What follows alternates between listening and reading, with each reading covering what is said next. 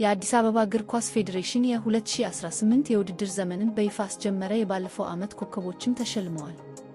የአዲስ አበባ እግር ኳስ ፌዴሬሽን የከተማዋን የእግር ኳስ እንቅስቃሴ ወደ አዲስ ምዕራፍ ያሸጋግራል የተባለውን አዲስ አበባ ሊግ የ2018 የውድድር ዘመን በአበበ ቢቂላ ስታዲየም በደመቀ ስነ ስርዓት በይፋ አስጀምሯል።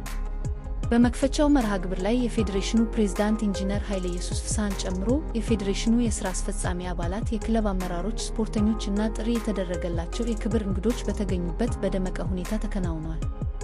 የ2017 የውድድር ዘመን ኮከቦች ዕውቅና ዕለቱ አዲሱ የውድድር ዘመን የታወጀበት ብቻ ሳይሆን ባለፈው የ2017 የውድድር ዘመን በሜዳ ላይ አስደናቂ ብቃት ላሳዩ ስፖርተኞችና ባለሙያዎች ዕውቅና የተሰጠበት ነበር። በዕለቱ የሽልማት መርሃ ግብር የተካሄደላቸው በከፍተኛ ዲቪዚዮንና በአንደኛ ዲቪዚዮን ለክለቦቻቸው ውጤታማነት የላቀ አስተዋጽኦ ያበረከቱ ኮከብ አሰልጣኝ፣ ኮከብ ተጫዋች፣ ኮከብ ግብ አግቢ፣ ኮከብ በረኛ ተሸላሚዎች የድካማቸውን ውጤትና ዕውቅና ከፌዴሬሽኑ ከፍተኛ አመራሮች እጅ የተቀበሉ ሲሆን ይህም ለዘንድሮ ውድድር ለሚሳተፉ ስፖርተኞች ትልቅ መንፈስ እንዲፈጥር ገልጿል።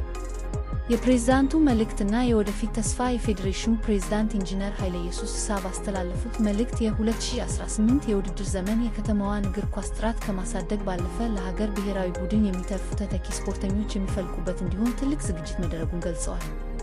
ፕሬዝዳንቱ አክለውም ውድድሩ በስፖርታዊ ጨዋነት የታጀበ የከተማዋን የስፖርት ቤተሰብ የሚያዝናናና የክለቦችን የውድድር አቅም የሚያሳድግ እንዲሆን እንሰራለን ብለዋል።